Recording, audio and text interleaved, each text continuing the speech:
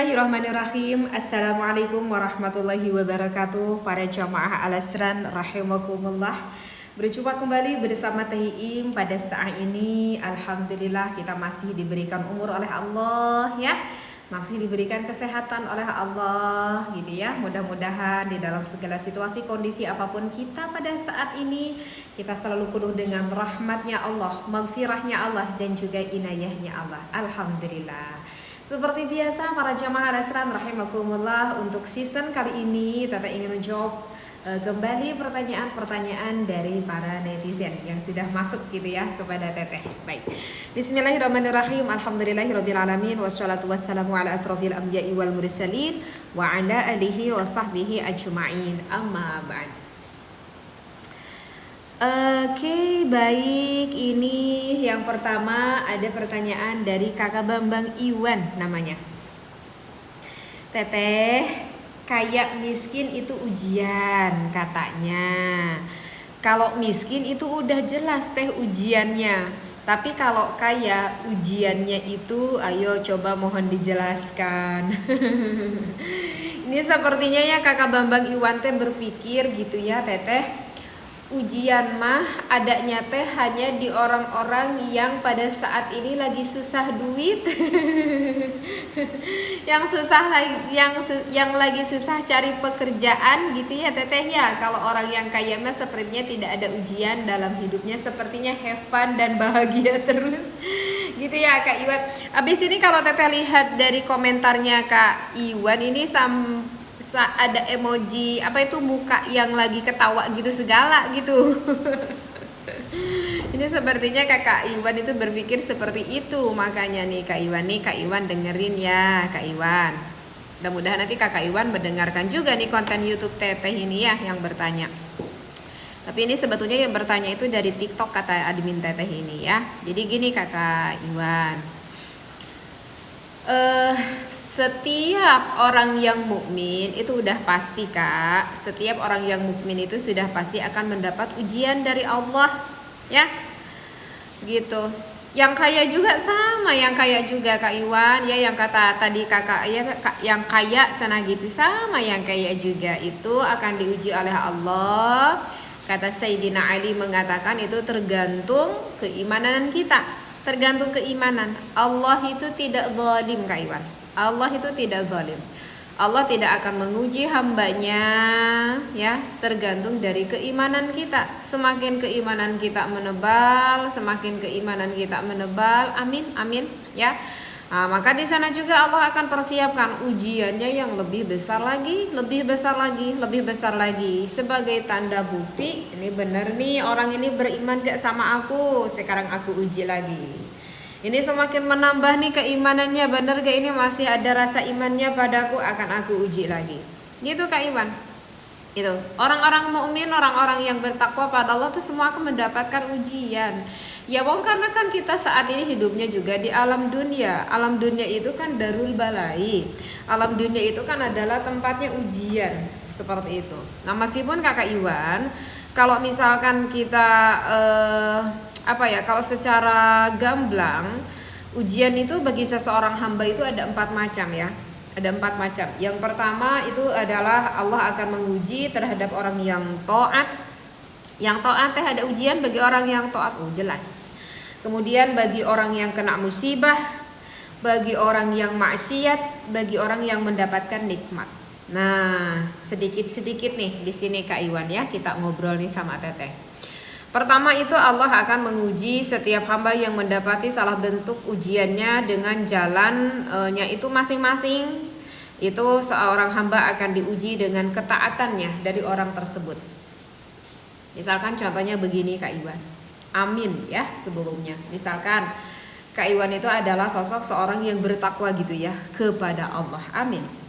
Misalkan kita itu adalah ahli ibadah, ahli ilmu pula, Masya Allah ya. Bukan ahli ibadah doang tapi nggak ada ahli ilmunya. Ya kita udah ahli ilmu, kita akan mengetahui hukum-hukum dasar yang berhubungan dengan ibadah kita keseharian. Ilmu yang kita dapatkan kemudian kita laksanakan dari ilmu yang sudah kita dapatkan. Dan Masya Allah, ini Kak Iwan orangnya semakin bertakwa nih sama Allah gitu ya. Yang dulunya jarang melakukan sholat sunnah, sekarang sering melakukan sholat sunnah. Yang dulunya itu jarang melakukan puasa sunnah, sekarang sering melakukan puasa sunnah.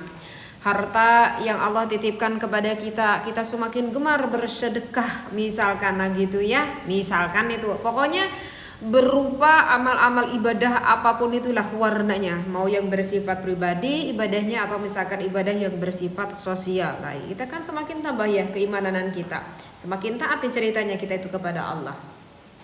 Nah, di sini ujian bagi orang tersebut, lalu lantas diujilah orang ini, datang merasuk dalam hatinya, gitu ya Kak Iwan. Apakah ketika kita melakukan amal-amal warna-warna ibadah sehingga membuat diri kita menjadi sosok orang yang ujub? Apakah akan membuat sosok diri kita orang yang sombong? Apakah kita akan menyepelekan terhadap ibadah-ibadah orang yang lain? Apakah kita merasa ibadah-ibadah yang kita lakukan pada saat ini itu adalah semata-mata adalah hasil dari kerja keras aku? Apakah ilmu yang kita dapatkan itu adalah merasa dari kecakapan, dari kepintaran aku? Nah, itu ujiannya bagi orang-orang yang taat. Gitu ya. Orang-orang yang taat itu diuji oleh Allah itu dari hatinya. Itu besar banget itu ujiannya. Ya. Sehingga bahkan tak sedikit orang yang sering melakukan amal ibadah, yang bisa melakukan amal warna-warna ibadah itu merasa ujub di depan orang lain, gitu ya. Meskipun dia menyangkal gitu, aduh misalkan gitu ya. Misalkan ini sama teteh itu dibayangkan misalkan sosok seorang ibu-ibu lagi ngobrol sama teman-teman ibu pengajiannya gitu ya. Aduh tadi malam aku kesiangan itu. Kan tahu kan, aku tuh biasanya kalau bangun itu kan jam 2:30 subuh ya. Jam 2:30 kadang aku tuh jam 2 tuh sudah bangun misalkan seperti itu. Kadang jam 2 itu aku udah bangun, aduh tadi aku kecolongan. Aku tadi kesiangan loh, aku tadi bangunnya jam 3:30 malam itu. Makanya aku kan biasanya kalau tahajud itu kan aku bisa sampai 8 rakaat, aku tuh bisa sampai tasbih gitu ya. Aku tadi karena bangunnya kesiangan jadi aku tadi tidak melakukan banyak warna-warna amal ibadah salat aku misalkan. Itu lagi ngobrol santai aja gitu. Itu si ibu tuh lagi ngobrol santai aja gitu sama teman-temannya, tanpa disadari hatinya berkata, biar orang lain tahu kalau aku ini adalah seorang ahli ibadah yang udah biasa kalau aku ini sholat malam, bangun malam. Gak disadari itu. Gak disadari itu. Itu ujian tuh sudah mulai datang di sini. Gitu. Atau misalkan nih kita itu berubah menjadi sosok yang merasa yang paling benar, merasa sosok yang merasa paling bisa melakukan amal ibadah, sehingga ketika melihat orang lain yang masih terlihat melakukan dosa-dosa, ngerasa kita orang yang paling suci gitu ya, merasa orang yang paling suci. Aduh gitu ya, itu lihat itu orang ya, itu orang-orang, itu orang lain kok pada Jumatan, ini kok lagi gak Jumatan. Orang lain pada puasa bulan Ramadan, ini orang itu malah bukannya puasa gitu ya, malah gapleh misalkan atau apa gitu ya. Atau misalkan, untung ya aku mah bisa melakukan ini, bisa melakukan amal ibadah ini, amal ibadah ini. Coba itu kalau orang itu ya, gitu kan. Menyepelekan orang gitu, menyepelekan orang itu. Untung kita mah ya setiap hari nate ya kita mah suka ngaji gitu ya. Coba itu tetangga kita mah ya si Anu sama si Anu itu mereka gak suka ngaji. Itu kayak obrolan santai aja, kayak obrolan santai kita berbicara dengan tetangga kita, dengan saudara kita, dengan siapapun itu, merasa kalau kita merasa yang paling bisa ibadah. Kita merasa sok yang merasa paling tahu akan ilmu, kita merasa sok yang merasa paling bisa yang merasakan amal ibadah gitu, sehingga kita menyepelekan terhadap orang lain. Nah, dari sinilah Allah itu akan menguji terhadap orang yang padahal dirinya itu cukup taat di dalam melakukan amal ibadah. Ya Allah, naudzubillah subhanallahi min dzalik. Jadi seharusnya kalau kita dikersain oleh Allah bisa melakukan bermacam-macam warna ibadah, harusnya kita adalah menjadi sosok orang yang lebih bisa kita bersyukur kepada Allah. Kalau istilahnya seharusnya orang ini menjadi orang yang zikrul minnah, ya. yang zikrul minnah, jadi hatinya itu merasa penuh rasa syukur kepada Allah. Ya Allah, alhamdulillah saat ini, hari ini, waktu ini, detik ini Allah memberikan lagi aku ilmu. Sekarang aku mendengarkan lagi tambahan ilmu kajian dari Teteh nih, misalkan nih dari Al Asran. Ya Allah, mudah-mudahan ini ilmu yang aku dengar secara hakikatnya ini datang dari Allah. Dan ya Allah, mudah-mudahan aku bisa melakukan amal ibadah yang semakin bertambah ini. Ketika kita bisa melakukan amal ibadah itu, kita ucap syukur dalam hati kita, alhamdulillah ya Allah. Kalau tidak ada rasa bentuk kasih sayang dari Allah, aku tidak bisa melakukan amal ibadah ini. Aku bisa salat ya Allah, aku bisa puasa ya Allah, aku bisa mencari nafkah ya Allah, gitu ya. Seorang istri, aku bisa mengurus anak-anakku, mengurus suamiku, semuanya ini adalah semata-mata bentuk dari kasih sayangmu ya Allah. Alhamdulillah ya Allah. Nah itu. Harusnya itu seperti itu ya. Jadi harusnya ketika kita bisa melakukan amal ibadah, hati kita pun bisa zikrul minnah, hati kita itu kepada Allah. Ujiannya adalah seperti itu, orang yang taat ya. Jadi jangan sampai merubah bagi diri kita merasa jadi orang yang ujub, merasa orang yang takabur, merasa kita melakukan amal ibadah itu semata-mata karena diri kita, bukan. Kalau kita bisa melakukan amal ibadah itu secara hakikatnya itu adalah rasa bentuk kasih sayang Allah yang Allah berikan kepada kita. Maka layaknya kita menjadi patut orang yang lebih bisa bersyukur kita kepada Allah. Nah itu adalah untuk ujian yang pertama.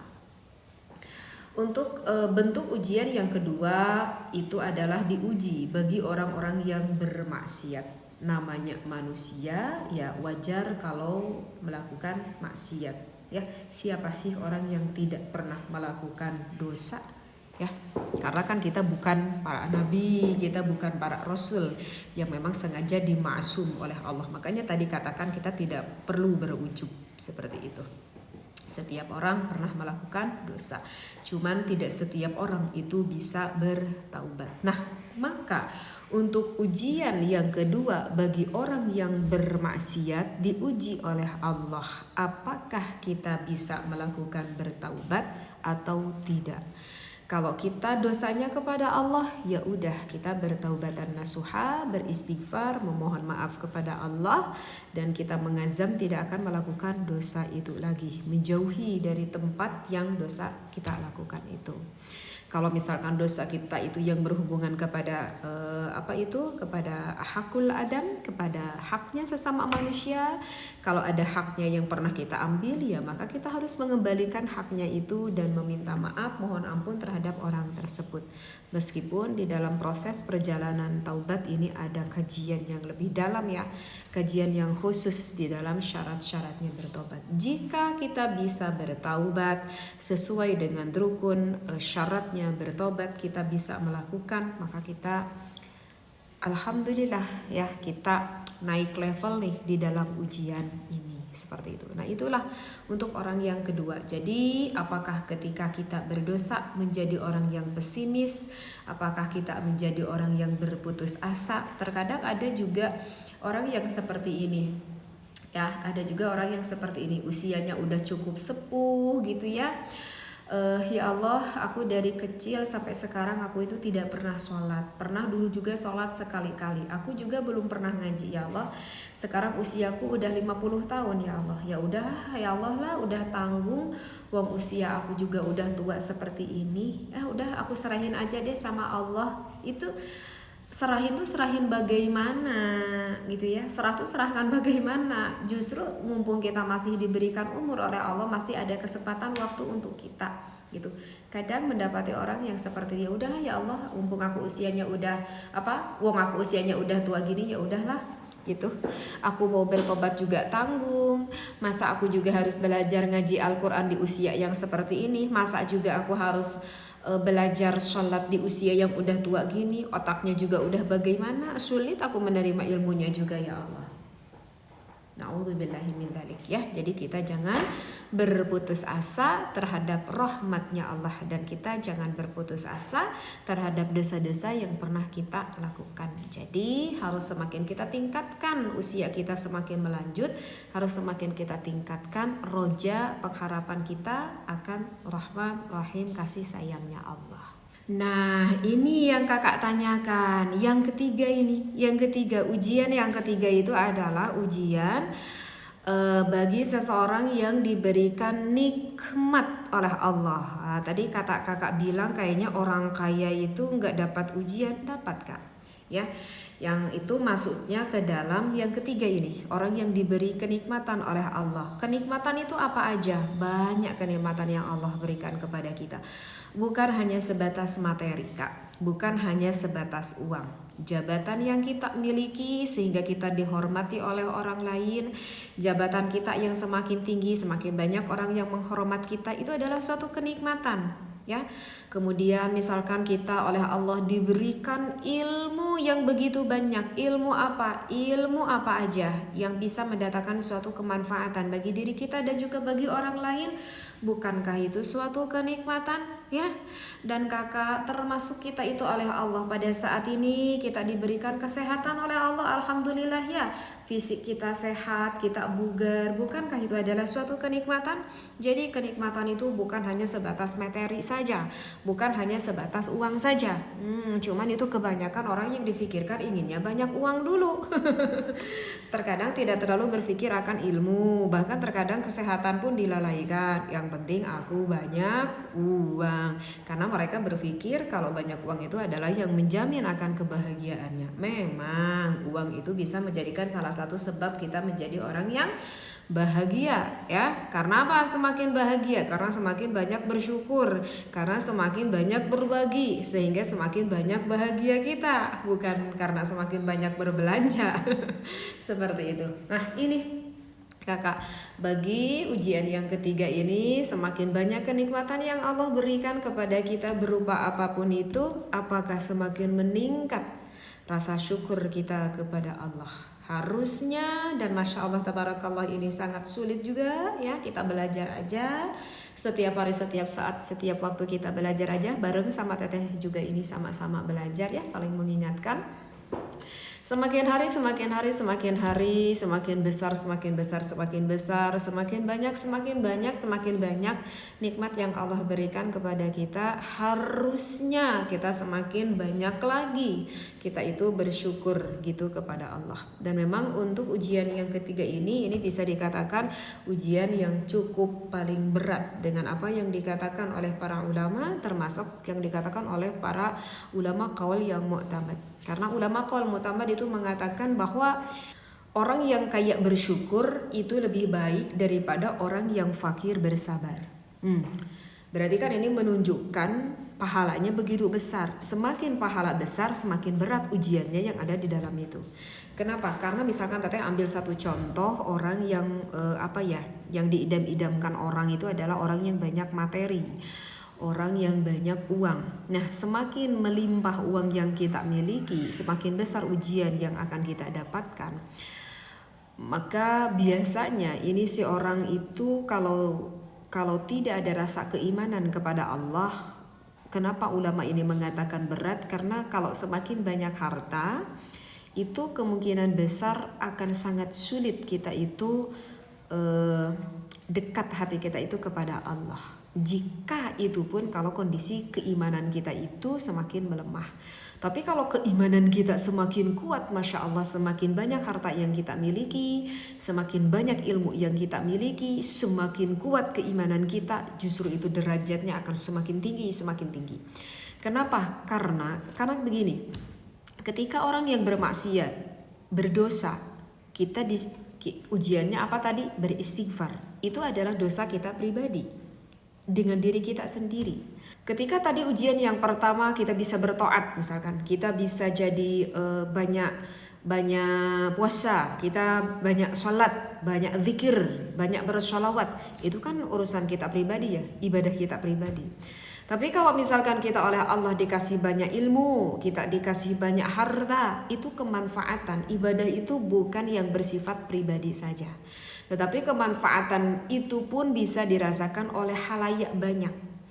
Nah, itu maksudnya yang dikatakan oleh kaul ulama yang mu'tamad. Jadi semakin banyak kemanfaatan dari harta yang kita miliki. Kita semakin kaya, maka kita semakin gemar bersedekah, semakin gemar bersedekah, semakin gemar bersedekah.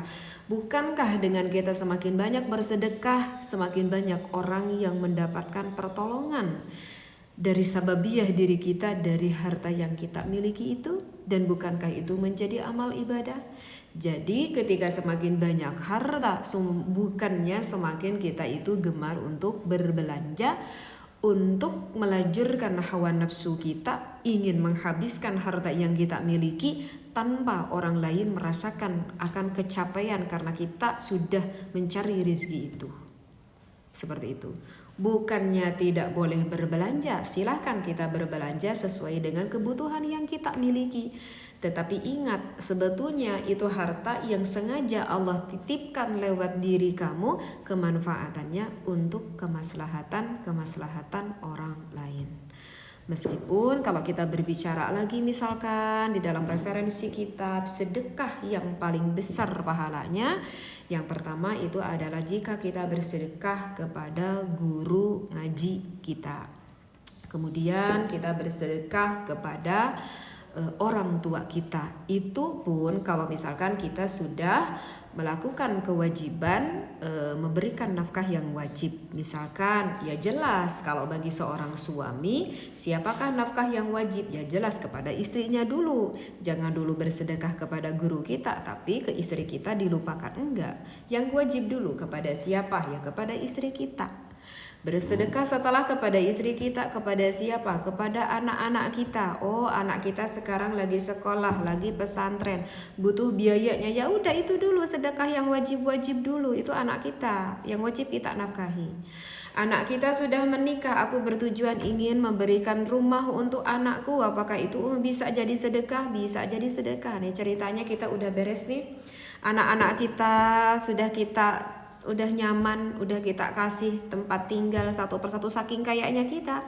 Anak-anak kita semuanya sudah nyaman di pekerjaannya, berkah kita. Misalkan ini tetap aja harta kita itu masih banyak. Nah, maka di sana kita bisa melakukan sedekah yang bersifatnya sunnah untuk mengembangkan agamanya Allah, itu yang lebih diprioritaskan. Itu jadi gitu kakak, tetap aja sama orang kaya juga itu semakin berat itu ujiannya. Karena apa yang tadi dikatakan ulama, biasanya ketika orang yang berkecukupan justru biasanya kebanyakan itu lupa sama Allah. Bahkan ini orang kaya, orang yang dihormati oleh orang-orang, itu akhirnya lupa berdoa kepada Allah. Kenapa lupa berdoa kepada Allah? Ya untuk apa aku ini sekarang berdoa sama Allah ya? Wong uang udah cukup, orang-orang semua sudah pada hormat kepada aku. Aku menunjuk orang-orang akan mengikuti perintah aku. Ya udah, kenapa aku harus berdoa lagi kepada Allah? Sampai dia lupa kepada Allah karena merasa saking banyaknya kenikmatan yang dia miliki. Na'udzubillah summa na'udzubillahi min dzalik. Ya. Nah, sekarang untuk ujian yang terakhir. Untuk ujian yang terakhir itu adalah ketika kita sedang mendapatkan suatu musibah, ya. Musibah apa aja? Musibah mah banyak ya. Wafatnya orang yang tercinta, wafat suami kita, wafat istri kita, ya, wafat anak kita, orang tua kita, gitu ya. Apa aja lah rupa-rupa musibah itu banyak sekali ya, seperti itu. Nah, ketika kita diberi musibah oleh Allah, apakah hati kita masih tetap berbaik sangka kepada Allah? Berarti yang ditekankan di sini apa ketika kita sedang mendapatkan musibah? Ya apalagi selain kita bersabar, ya. Bersabar, karena kalau kita bisa bersabar, setengah surga sudah bisa kita miliki. Berarti ya sabar juga tidak mudah. Tetapi kan ini proses kita belajar sedikit-sedikit yang harus naik kelas, harusnya kita naik kelas, amin ya. Gitu. Jadi ya ini kakak, untuk ujian yang terakhir ketika kita mendapatkan musibah, kita harus bisa bersabar. Dan apakah hati kita tetap berhusnudzon kepada Allah? Karena tidak sedikit orang yang dikasih musibah, akhirnya orang ini berburuk sangka kepada Allah. Ya Allah, gitu ya. Ini ujian ini terus-terusan menimpa aku. Sekarang aku ini ditinggalkan sama orang-orang yang aku cintai. Untuk makan aja aku sehari-hari ya Allah susahnya minta ampun gitu ya. Banyak aku merasa tidak dihargai oleh orang-orang gitu ya, jangankan oleh tetangga, sekarang saudara aja kalau aku hampiri kok sepertinya ingin menutup pintu. Mungkin karena keadaan aku yang seperti ini. Ya Allah, ini Allah tidak adil. Na'udzubillah, subhanallah min dzalik ya. Ini ada kata yang terakhir ini, Allah tidak adil ini sama aku ini. Nah, itu sudah mulai berburuk sangka. Kita sudah mulai berburuk sangka kepada Allah. Na'udzubillah ya. Jangan sampai ketika musibah ini datang kita berburuk sangka kepada Allah, kita menjadi sosok yang berputus asa. Na'udzubillah, subhanallah min dzalik. Ya, jadi mau dalam kondisi apapun, ketika kita sedang diberi kenikmatan, sedang diberi musibah ya, kita menjadi sosok orang yang bisa bertaat dalam kondisi apapun ya, kita memohon. Ya, kita memohon kepada Allah, la haula wala quwata illa billahil aliyyil azim. Ya, la haula wala quwata illa billahil aliyyil azim. Kita ya, secara hakikatnya kita tidak bisa melakukan amal ibadah, dan secara hakikatnya kita juga tidak bisa menghindar dari dosa-dosa yang kita lakukan. Illa billahil aliyyil azim, jika tidak ada semata-mata pertolongan dari kasih sayangnya Allah.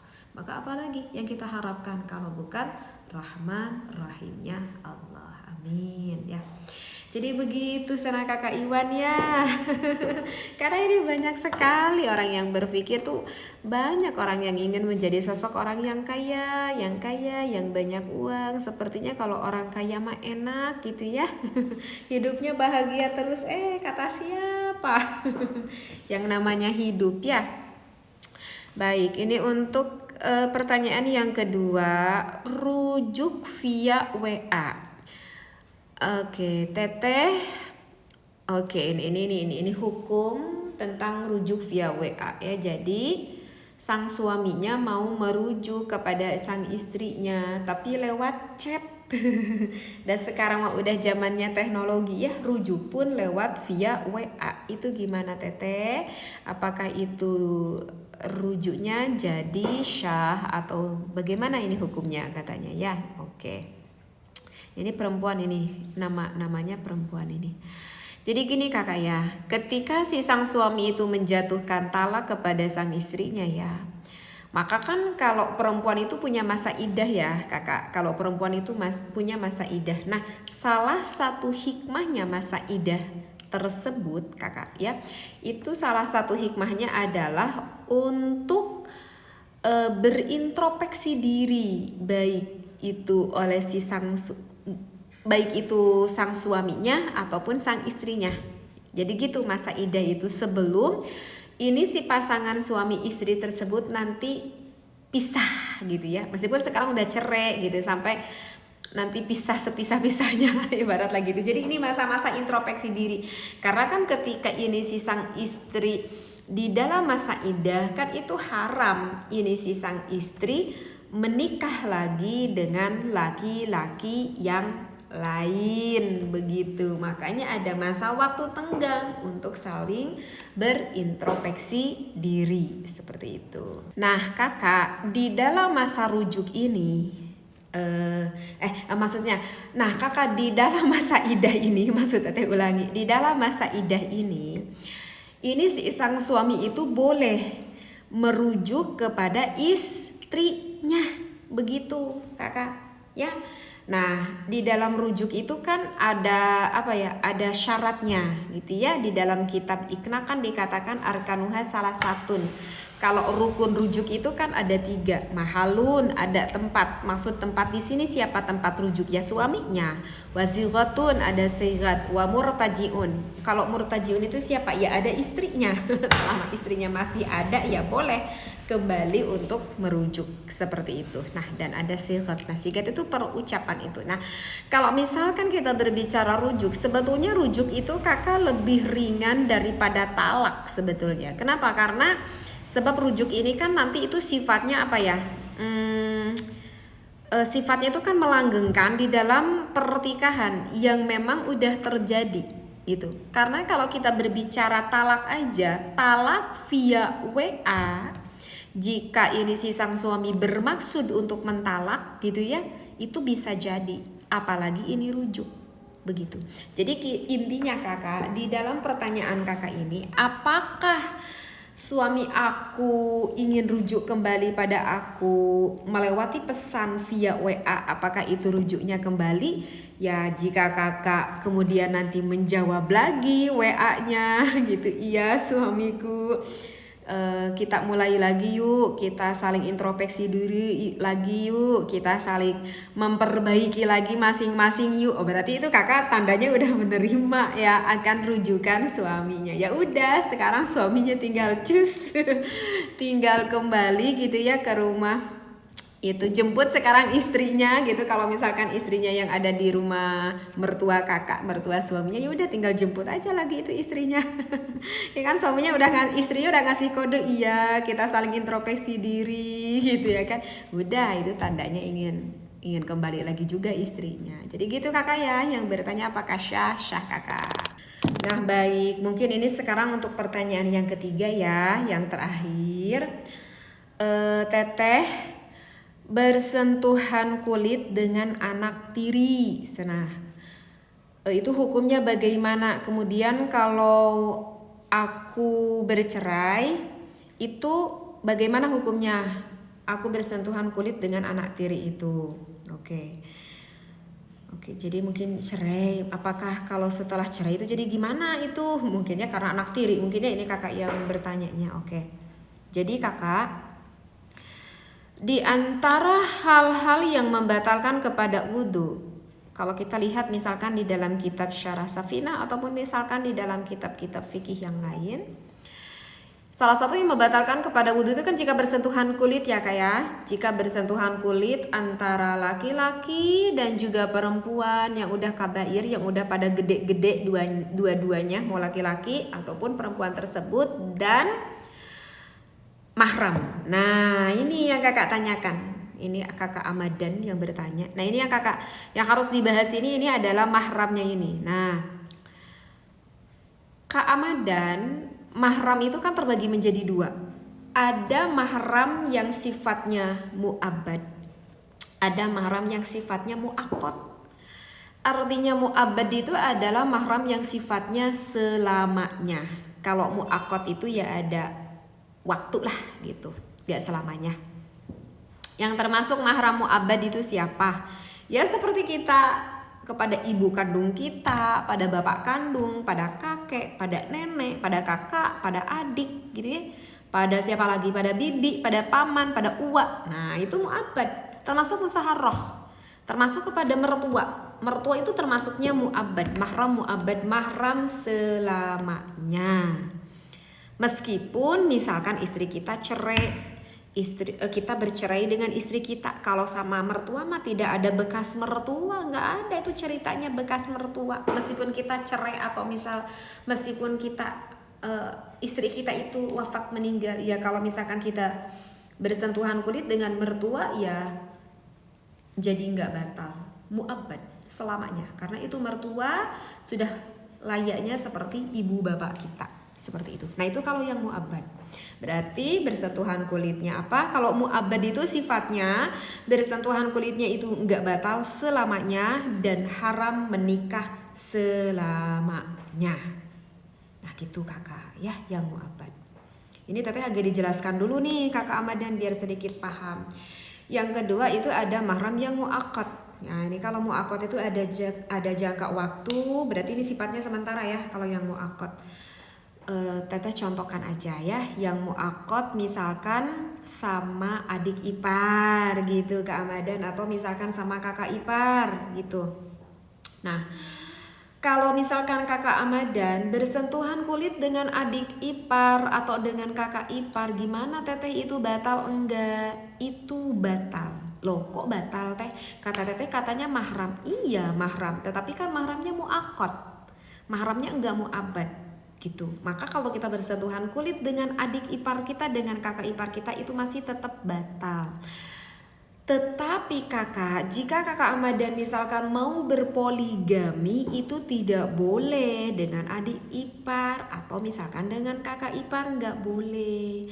Kecuali kalau misalkan, naudzubillah, istri kakak misalkan wafat, meninggal, apakah kita boleh menikahi adik ipar, adik dari istri kita atau kakak dari istri kita? Maka itu hukumnya boleh. Alasannya karena mahramnya muakkad. Begitu kakak Ahmadan ya. Cek orang Sunda mah naik karanjang nu kitu teh sana sok gede milik. Cek orang tua dulu mah kayak gitu ya. Nah, sekarang masuk nih ke pertanyaan kakak Ahmadan, Teteh, kalau aku bersentuhan dengan anak tiri bagaimana? Nah, kalau di dalam fikih itu di istilahnya bintu zaujati, anak dari istri kita. Ya, Teteh kasih contoh biar kakak Ahmadan ngerti. Misalkan kakak Ahmadan itu menikah dengan janda. Ini si janda tuh punya anak satu, perempuan. Kalau misalkan kakak Ahmadan bersentuhan kulit dengan ini anak tiri kita yang perempuan, itu batal nggak teh? Nah itu nanti ditafsir ya. Kalau misalkan ketika kakak melakukan ijab qabul dengan istri kakak, pada saat itu kakak bersentuhan kulit dengan anak tiri kita, itu masih batal. Itu masih batal. Tetapi kakak misalkan nanti malam pertama ya, kakak Ahmadan teh misalkan mendukhul, menjima, melakukan ibadah dengan istri kita. Setelah kakak Ahmadan beres melakukan ibadah dengan istri kita itu ya, yang janda itu, nah kakak sekarang bersentuhan kulit dengan anak tirinya menjadi tidak batal karena seolah sudah menjadi anak kita. Alasannya karena kita sudah mendukhul istri kita. Begitu kakak Ahmadan ya. Gimana Teteh yang kakak tanyakan tadi? Aku teh sekarang teh bercerai dengan istri aku itu. Ketika aku bertemu lagi dengan anak tiri aku, apakah aku masih batal bersentuhan kulit dengan anak tiri aku? Tetap itu anak tiri kita termasuk mu'abbad, termasuk selamanya. Jika kakak Ahmadan bersentuhan kulit dengan anak tiri kita, meskipun kita udah cerai kakak Ahmadan, tetap tidak batal dan haram ditikahi selamanya. Gitu ya kakak Ahmadan, insya Allah difahami ya. Ini keterangannya banyak ya dalam kitab fikih, dalam Hasyiah Qolyubi, di dalam Fathul Mu'in ya. Kalau para santri-santri mah itu suka populer tuh ngaji kitab Fathul Mu'in. Dalam Syarah Sapinah pun ada ya, menjelaskan tentang mu'abbad, tentang mu'aqqad ini ya. Gitu Kak Ahmadan. Mudah-mudahan nanti kakak-kakak yang bertanya ini bisa melihat konten YouTube-nya Teteh, sehingga Teteh menjawab lengkap jelasnya di lewat video ini. Masya Allah, tabarakallah, alhamdulillah, semakin menambah lagi ya wawasan ilmu kita setiap harinya dengan mengikuti channel dari Al Asran ini. Alhamdulillah, secara hakikatnya jika benarnya tentu ini adalah dari Allah. Jika ada salahnya ya jelas itu dari kebodohan Teteh ya, atau misalkan Teteh yang salah menerangkan mohon dibenarkan, atau ada salah baca misalkan referensi yang salah baca mohon dibenarkan aja ya. Wong Teteh teh manusia, suka ada salahnya, suka ada lupanya juga. Masya Allah, alhamdulillah akan waktu saat ini, kesehatan yang Allah berikan, keimanan yang Allah berikan kepada kita. Mudah-mudahan semakin menambah ilmu, semakin meningkat keimanan kita juga ketika pada akhir tiba, ketika kita berjumpa kembali dengan Allah, berada di dalam derajat yang paling tinggi. Amin ya Allah ya rabbal alamin. Wallahu a'lam, wallahu muwaffiq ila aqwamit thoriq. Wassalamualaikum warahmatullahi wabarakatuh.